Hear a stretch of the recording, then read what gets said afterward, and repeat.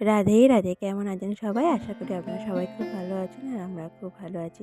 আমার আরও একটি নতুন ব্লগে আপনাদের সকলকে জানাই অনেক স্বাগত। আর এই তো সকালবেলা ঘুম থেকে উঠেই দেখি কিনা আকাশটা পুরো মেঘলা কুয়াশা ভর্তি, টপ টপ করে কুয়াশার জলও পড়ছে, মানে বলতে পারেন প্রচুর কুয়াশা হয়েছিল। আর রোদ উঠতে না অনেকটাই দেরি হয়েছে। তা যাই হোক, তার তো বলে তো কোনো কাজ নেই, আমাদের সংসারের কাজ তো নিত্য কাজ তো প্রতিদিন একই থাকে। তো এই তো আমার স্নান টান করা কমপ্লিট হয়ে গেছে। এখন যে জামা কাপড়গুলো মেলেছিলাম সেগুলো এখন মেলে দিচ্ছি।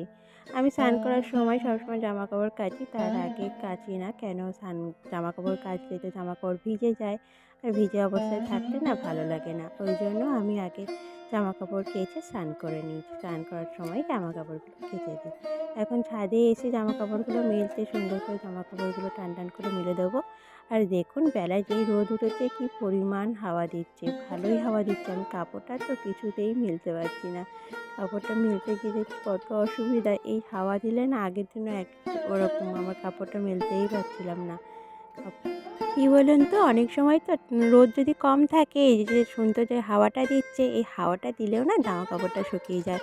আর ছাদে যেহেতু জামা কাপড়টা মেলে দেওয়া হয়, তো ছাদে তো প্রচুর পরিমাণে হাওয়াটা আরও বেশি পাবে। ওই জন্য রোদটা কম থাকলেও যদি এরকম পরিমাণ মতো হাওয়াটা দেয়, তাহলে জামা কাপড় ভালোভাবে শুকিয়ে যায়। আর আমার যেহেতু ছোটো বাচ্চা, তাকে সামলেই আমাকে সবটা করতে হয়। তো সে এখন নিচে খেলা করছে আর আমি এদিকে ছাদে এসে জামা কাপড় মেলতে। যদি একবার জানি যে মাম্মা ছাদে উঠেছে, তাহলে পই পই করে ছাদে উঠে আসবে। আর ও একা একাই উঠতে পারে, কিন্তু আমাদের ছাদটা এখনও ঘেরা হয়নি, মানে ন্যাড়া ছাদ যাকে বলে বলতে পারেন। তো ওকে তুলতে না খুব ভয় লাগে।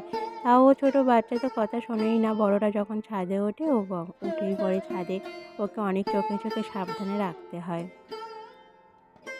আর ছোটো বাচ্চারা তো জানেন, তো কথাই শোনে না। ওদের যেটা বারণ করব ঠিক তার উল্টোটাই করবে। আর কি করা যাবে, বাচ্চাকে সামলেই সবটা আমাদের করতে হয়।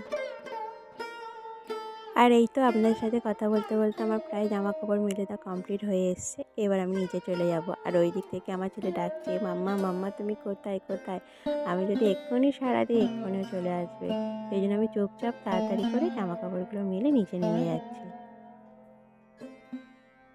আর এই তো এখন নিচে নেমে এসেছি। এখন আমার জন্য অনেক কাজ অপেক্ষা করছে। আর সংসারে তো কাজ থাকবেই, তাই না বলুন?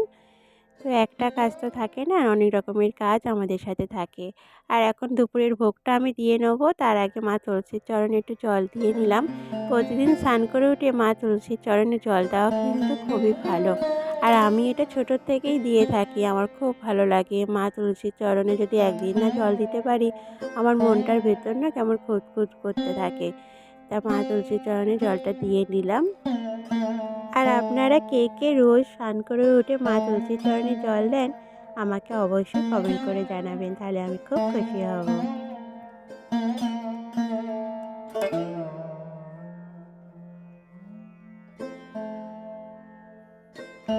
আর এই তো এখানে আমি রান্নাটাও বসিয়ে দিয়েছি, আমার ভাতও হয়ে গেছে। এটা কিছুক্ষণ পরের ভিডিও।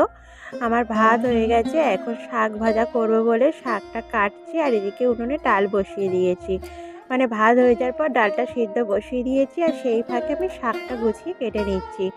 আর এই দেখুন শাকটা কি সুন্দর আমাদের এখানে কিন্তু হয়েছে। মানে আমরা যেখানে আছি চারিপাশে তো মাটি, বন জঙ্গল, তারই মাঝে এই যে একটা ফাঁকা মাঠ মতো আছে, সেখানে মানে প্রচুর পরিমাণে শাক হয়েছে। সাদকি শাক, লাল শাক, সব রকমের শাক। তো এখন এই শাক ভাজা করব, কেন আজকে তো আমাদের নিরামিষই, সেই জন্য। তো ডাল সিদ্ধটা বসিয়ে দিয়েছি, আর এদিকে শাকটাও কেটে নিয়েছি। ডালটা হয়ে গেলে শাক ভাজাটা বসিয়ে দেবো। আর এই শাকটা না প্রচুর টেস্ট, মানে এত স্বাদ কি বলবো। তো শাক বুঝতেই পারছেন, কোনো সার ছাড়া শাক। দোকানে যে কোনো জিনিস খাও না কেন, এখন সব তাতেই ভেজাল। কেন এখন শাক সবজি তোমার মানে সার দিয়ে ইঞ্জেকশন পুশ করে বলে তাড়াতাড়ি বড় করে দিচ্ছে সবজি। কিন্তু আমাদের এখানে বেগুন গাছ হয়েছে, এবং আপনাদের একদিন ভিডিওর সাথে শেয়ার করব যে কীরকম শাক হয়েছে, বেগুন গাছ হয়েছে, তারপরে কুমড়ো গাছ হয়েছে। সে কুমড়োর কি স্বাদ জানেন তো, কি মিষ্টি কুমড়ো, কি ভালো খেতে। আর বেগুনটা না, বেগুনের স্বাদ অসাধারণ। এতদিন দোকানের বেগুন খেয়েছি, কোনো দিন এত স্বাদ লাগেনি। বেগুনটা জাস্ট অসাম, খুব সুন্দর খেতে, মানে বিনা সারে, মানে শুধু মাটিতে হয়েছে, কোনো সার দেওয়া হয়নি।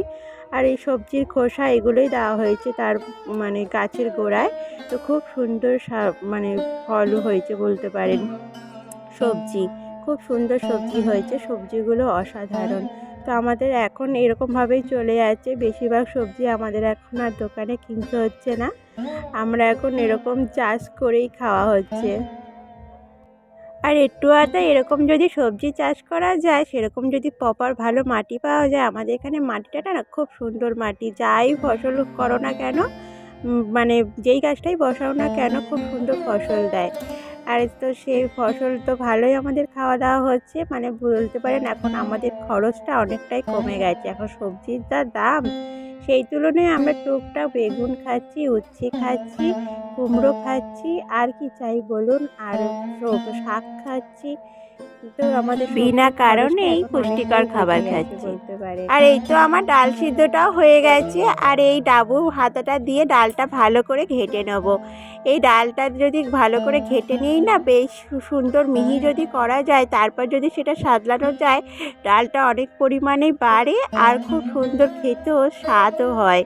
তো ওই ডালটা ওই জন্য ভালো করে সিদ্ধ হয়ে যাওয়ার পর এরকম ভালো করে ঘেটে নিই, একদম মিহি করে নিই, তারপরে সেটা সাদলাই। আর এই তো দেখুন আপনাদের সাথে শেয়ার করছি, সামনে থেকে পুরো লাল শাকটা আর শান্তি শাক হয়ে আছে, দেখুন কি সুন্দর, পুরো টাটকা। আর দইয়ে পাতাও অনেক কম আছে, মানে পাতার মধ্যে যে সাদা সাদা ফুটফুট থাকে না, ওটাকে বলে দইয়ে পাতা। তো যাই হোক, ওই পাতাও অনেক কম আছে। আর ওর বাবা কালকে এই কেকটা ঋষির জন্য কিনে এনেছিল, ওকে খাওয়ানো হয়নি। আমি ভাবলাম এখন খাই দিই, এখন ওই বেলা 11টা 11:30 নাগাদ বাজে, তো ওই জন্য কেকটা খাইয়ে দিলাম। তারপরে স্নান টান করে দুপুরবেলা তো ভাত খাওয়াবো, তার 1 ঘন্টা আগে কেকটা খাইয়ে দিই, কিছুটা পেটে থাকবে।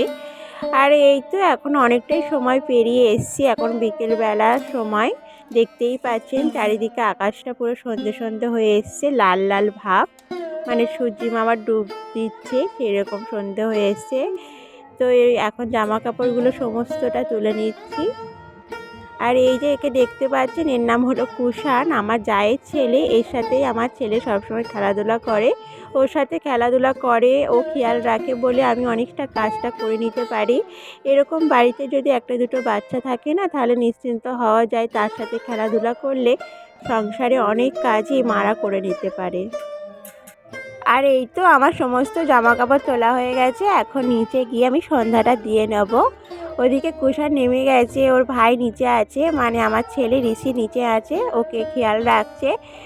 বললাম না, কুষাণ থাকলে একটু নিশ্চিন্ত হই। আর আপনারা দেখুন আকাশটা কীরকম লাল হয়ে আছে, মানে এই সময়টা পুরো সন্ধে হব হব মুহূর্তটা। তো অনেক সময় আকাশটা এমন লাল হয়ে থাকে না, এক এক দিন পুরো কি দারুণ ওয়েদারটা লাগে, পুরো আকাশ লাল হয়ে থাকে। আজকে কিন্তু অতটা লাল হয়ে নেই, হালকা মিডিয়াম। তো এই মুহূর্তটা আমার সত্যি খুব ভালো লাগে, অনেক সময় পুরো আকাশ লাল হয়ে থাকে। তো আমার ভিডিওটা আর বেশিক্ষণ বড় করব না।